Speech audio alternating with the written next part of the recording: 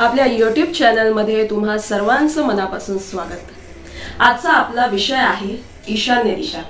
वास्तुशास्त्रामध्ये ईशान्य दिशा म्हणजे साक्षात परमेश्वराची दिशा मानली आहे। या दिशेला खूप महत्त्व आहे, कारण वास्तुपुरुष जसा धरतीवरती पालथा झोपलेला आहे तर त्याचा डोक्याचा भाग हा ईशान्येला असल्यामुळे ही दिशा फार पवित्र आणि महत्त्वाची मानली आहे।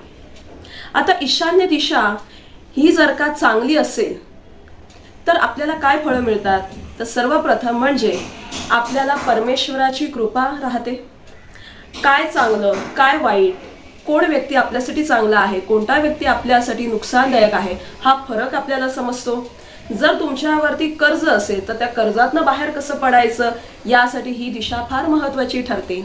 आणि निर्णय घ्यायचे असतील तर या दिशेला फार महत्त्व दिले आहे।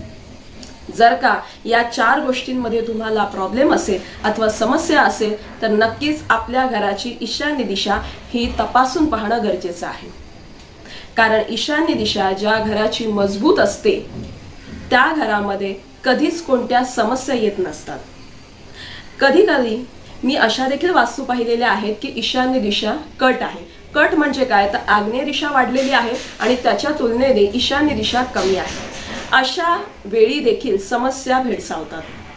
त्यामुळे कर्जबाजारी होणे, पैसा डुबणे, निर्णय न घेण्याची क्षमता असल्यामुळे चुकीचा निर्णय घेऊन मग संकटात पडणे, अशा प्रकारच्या गोष्टी ज्या आहेत त्या ईशान्य खराब असल्यामुळे अथवा वास्तु दोष सहित असल्यामुळे घडतात।